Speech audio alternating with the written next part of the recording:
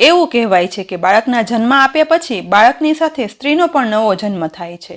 તો આ તથ્ય એકદમ સાચું છે, કારણ કે બાળકના જન્મ પછી સ્ત્રીના શરીરમાં હેવી બ્લડ લોસ સાથે લગભગ બધા જ પોષક તત્વો છે ને તે નાશ પામ્યા હોય છે.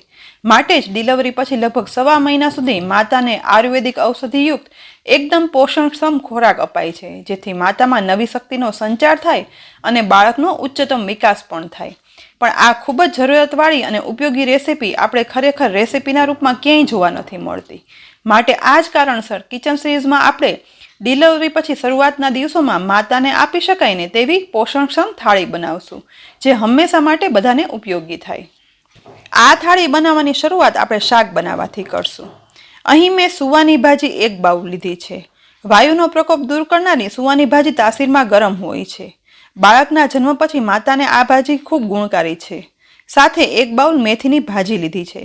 ડિલિવરી પછી કોઈ પણ સ્વરૂપે મેથી ખાઈએ ને તો પછી કમર અને જોઈન્ટના દુખાવા ક્યારેય નથી થતા.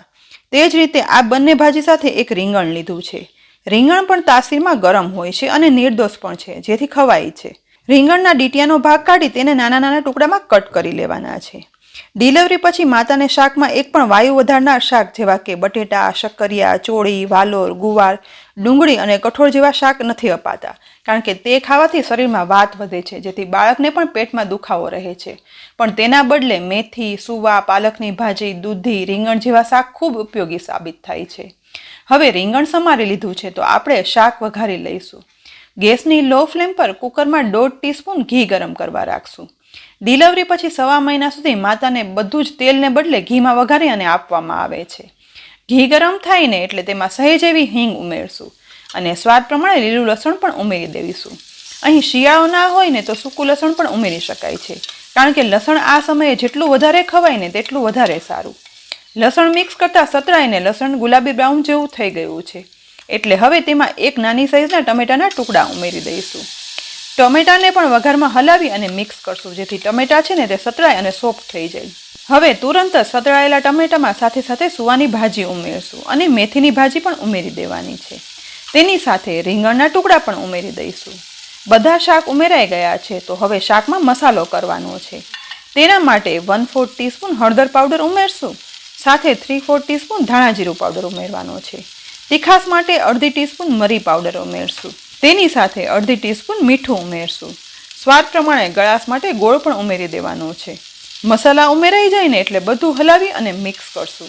ડિલિવરીના 1.5 મહિના સુધી માતાને જમવામાં તીખાસમાં લાલ કે લીલું મરચું ક્યાંય પણ નથી વપરાતું, ફક્ત મરી પાવડરનો જ ઉપયોગ કરાય છે.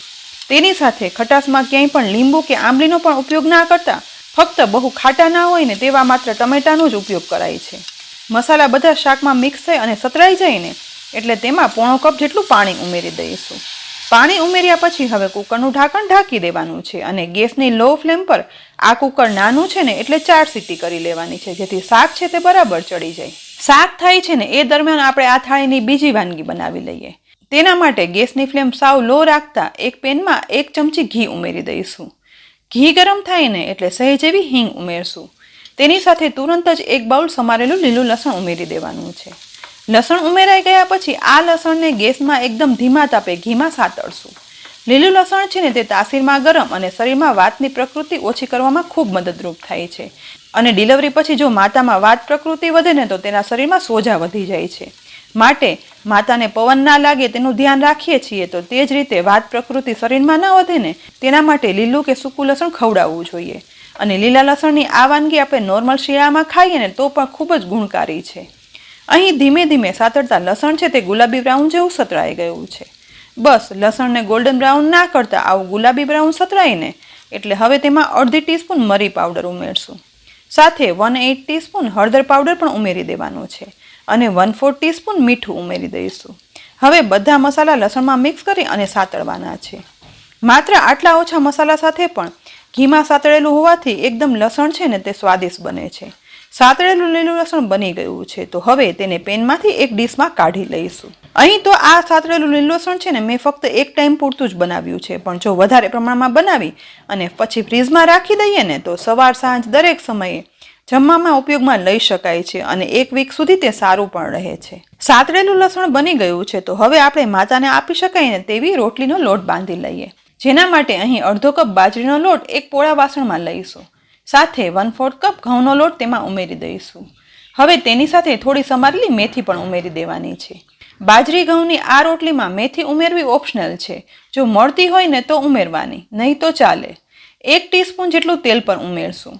હવે અડધી ટીસ્પૂન મીઠું ઉમેરશું અને સાથે 1/4 ટીસ્પૂન મરી પાવડર પણ ઉમેરવાનો છે. અહીં જો તીખાશ ના પસંદ હોય ને તો મરી પાવડર ના ઉમેરો ને તો પણ ચાલે. હવે બધું હાથ વડે હલાવી અને મિક્સ કરશું, જેથી લોટમાં મેથી મસાલા બધું એકદમ સરસ મિક્સ થઈ જાય. અહીં બધું મિક્સ થઈ ગયા પછી જોઈતું પૂરતું પાણી ઉમેરતા જઈ રોટલી માટેનો લોટ બાંધી લેવાનો છે. અહીં તમે જોયું ને કે મેં રોટલીમાં ઘઉં કરતાં બાજરાના લોટનું પ્રમાણ વધારે રાખ્યું છે. ડિલિવરી પછી માતાને કાટલું પાક, શીરો, રાબ બધું ઘઉંના લોટમાં ખવડાવાય છે, પણ તેની સાથે બાજરાનો લોટ પણ ખવાય ને તો તે શરીર માટે શક્તિવર્ધક અને કેલ્શિયમ આયર્ન વધારનાર છે. અહીં હવે રોટલીનો લોટ બંધાઈ અને તૈયાર થઈ ગયો છે, તો ઉપરથી અડધી ટીસ્પૂન તેલ ઉમેરી દઈશું અને લોટને સહેજ એવો મસળી લેવાનો છે, જેથી લોટ ઉપરથી સુકાઈ ના જાય. લોટ મસળાઈ જાય ને પછી લોટને ઢાંકણ ઢાંકી કૂણવા માટે રાખી દેવાનો છે. ડિલિવરીમાં માતામાં નવી શક્તિનો સંચાર થાય ને તે માટે શીરો તો અપાય જ છે. તો હવે ગેસની લો ફ્લેમ પર એક સોસપેનમાં આપણે પોણો કપ પાણી ગરમ કરવા રાખશું. તેની સાથે અડધો કપ દેશી ગોળ પણ ઉમેરી દેવાનો છે. ગોળ ઉમેરાઈ જાય ને એટલે અહીં આપણે ગોળને પાણીમાં મિક્સ કરતા જઈ અને ગોળનું પાણી બનાવવાનું છે. બધાને ખ્યાલ છે કે માતામાં નવી શક્તિ આવે ને એટલા માટે શીરાની સાથે 32 આયુર્વેદિક ઔષધિથી બનાવેલ કાટલા પાવડર કે 32 યુક્ત કાટલું પાક પણ માતાને ખવડાવાય છે. તો 32 આયુર્વેદિક ઔષધિથી બનતું કાટલું પાવડર એટલે કે 32 અને તેના ઉપયોગથી બનતા કાટલું પાક અને આથો એમ ત્રણેયની રેસીપીના વિડીયો મેં મારી ચેનલ પર મૂકેલા જ છે અને તેની લિંક છે ને નીચે ડિસ્ક્રિપ્શન બોક્સમાં આપી છે. તો આ વિડીયો પણ જરૂરથી જોઈ લેજો, જેથી તે પણ જરૂર હોય ને તો ઉપયોગમાં લઈ શકાય. અહીં સતત મિક્સ કરતા બધો ગોળ ઓગળી ગયો છે અને ગોળનું પાણી બની તૈયાર છે. તો હવે ગેસ પરથી આ પેન નીચે ઉતારી લઈશું અને બીજી પેનમાં 1/8 કપ જેટલું ઘી ગરમ કરવા રાખશું. અહીં હજી વધારે જેમ ઘી જોશે ને તે પ્રમાણે ઉમેરતા જવાનું છે. ઘી ગરમ થઈ અને ઓગળવા લાગે ને એટલે તેમાં અડધો કપ ઘઉંનો ઝીણો લોટ ઉમેરી દેવાનો છે. લોટ ઉમેરાઈ જાય ને એટલે ઘીમાં મિક્સ કરશું. અહીં મને લોટ છે ને તે ઘીમાં મિક્સ કરતા હજી થોડું ઘી ઓછું લાગ્યું, તો વધુ 1 ચમચી ઘી મિક્સ કરશું. પણ હજી પણ થોડું ઘી ઓછું લાગે છે એટલે વધારે એવું 1 ચમચી ઘી ઉમેરી દઈશું. હવે લોટને ઘીમાં મિક્સ કરતા લોટ ઇઝીલી શેકી શકાય છે. ટૂંકમાં અહીં બધું થઈ અડધો કપ લોટ સામે તેનું અડધું એટલે કે 1/4 કપ ઘી જોશે. હવે આ મિશ્રણને ગેસની ફ્લેમ લો રાખી અને લોટ શેકશું. સતત મિક્સ કરતા અને શેકતા લગભગ 2 મિનિટ જેવો સમય થઈ ગયો છે અને ઘીમાં લોટ શેકાય અને અત્યારે ખૂબ સરસ સુગંધ પણ આવવા લાગી છે. અહીં હવે લોટ શેકાય એકદમ ગોલ્ડન બ્રાઉન થઈ ગયો છે અને લોટની કણીઓ પણ લાલાશ પડતી થવા લાગી છે. બસ આવો લોટ શેકાઈ જાય ને એટલે હવે તૈયાર કરેલું ગોળનું પાણી ધીમે ધીમે કરી અને ઉમેરી દેવાનું છે અને શેકાયેલા લોટમાં મિક્સ કરશું. પાણી ઉમેરતા જ લોટ તુરંત જ પાણી એબ્સોર્બ કરી લે છે. બસ હજી થોડું વધારે ગોળવાળું પાણી ઉમેરી એકદમ સરસ રીતે લોટમાં મિક્સ કરતા જઈ અને શીરો બનાવી લેવાનો છે. અહીં તુરંત જ શીરો બની અને તૈયાર થઈ જાય છે. તો હવે આ શીરામાં ઉપરથી 1 ચમચી સૂંઠ પાવડર ઉમેરશું. ડિલિવરી પછી સ્ત્રીઓને જેટલી વધારે સૂંઠ ખવડાવાય ને તેટલું વધારે સારું. ઘણા આ શીરામાં ગોળનું પાણી બનાવતી વખતે તેમાં સૂંઠ ઉમેરે છે, પણ મને તો મારા મમ્મી આ રીતે તૈયાર કરેલા શીરામાં ઉપરથી સૂંઠ ઉમેરી અને ખવડાવતા, તો મેં આજે એ જ રીતે કર્યું છે. સૂંઠ પાવડર ઉમેરી અને હવે તે શીરામાં મિક્સ પણ કરી લીધું છે. તો હવે ઉપરથી થોડી એવી બદામની સ્લાઇસ પણ ઉમેરી દઈશું. ગરમા ગરમ શીરો બની અને તૈયાર છે, તો તેનું ઢાંકણ ઢાંકી દઈશું. બીજી સાઈડ કુકરમાં શાક પણ બની ગયું છે, તો કુકરનું ઢાંકણ ખોલી અને શાક ચેક કરવાનું છે. દેખાવમાં મોળું લાગતું શાક જ્યારે તમે ચાખો ને ત્યારે ઘીમાં વઘારેલું અને મરીની તીખાશને કારણે એકદમ અલગ છતાં ખૂબ જ સ્વાદિષ્ટ મીઠું લાગે છે. શાક બની અને તૈયાર થઈ ગયું છે. તો હવે આ બધી વાનગી સાથે ખવાય ને તે માટે આદુ અને હળદર પણ સમારી લેવાના છે. અહીં મેં આદુ હળદરના ટુકડાને છાલ ઉખાડી લીધી છે, તો હવે તેના ટુકડા કરી લઈશું. અત્યારે લીલા આદુ હળદર ખૂબ આવે છે. વળી હળદર છે ને તે એન્ટીસેપ્ટિક તરીકે ઉપયોગી છે, જેથી આ સમયે માતાને હળદર આપવાથી તેની ઇન્ટિરિયર ઇન્જરી પર એન્ટીસેપ્ટિક તરીકે તે વર્તે છે અને રક્તનું પરિભ્રમણ પણ સુધારે છે. એ જ રીતે સમારેલ આદુ કે તેમાંથી બનતી સૂંઠના અદ્ભુત ફાયદાઓ છે તે આ સમય માટે શું છે તે આપણે બધા જાણીએ છીએ. પરંતુ આ સમયે માતાને આદુ હળદર છે ને તે માત્ર મીઠું ઉમેરીને જ આપવાના હોય છે. તેમાં જરા પણ લીંબુ ઉમેરવાનું નથી હોતું, તે ખાસ ધ્યાન રાખવાનું. બસ આદુ હળદરના ટુકડા થઈ જાય ને એટલે હવે થોડું એવું મીઠું ઉમેરી દઈશું અને તેમાં મિક્સ પણ કરી લઈશું. આદુ હળદરના ટુકડા તૈયાર છે. તો હવે છેલ્લે રોટલીનો લોટ પણ કૂણવાઈ ગયો છે. તો તો ઢાંકણ ખોલી અને રોટલીના લોટને સહેજ એવો મસળી લઈશું અને હવે તેમાંથી રોટલીના લુવા બનાવી અને તૈયાર કરી લેવાના છે. આટલા લોટમાંથી ટોટલ 7 રોટલી થાય ને તેટલા લુવા બન્યા છે. બનાવેલા લુવાને ગોળ પણ વાળી લઈશું. ત્યાર પછી એક લુવાને લઈ અને વણવાની પાટલી પર કોરા લોટમાં બોળી અને તેની પર રાખી દઈશું અને તેમાંથી રોટલી વણી લેવાની છે. આ લોટમાં બાજરીનો લોટ વધુ હોવાથી તે એકદમ પતલી તો રોટલી થશે, પણ કિનારીથી થોડી ક્રેક પડશે. રોટલી વણાઈ અને તૈયાર થઈ ગઈ છે.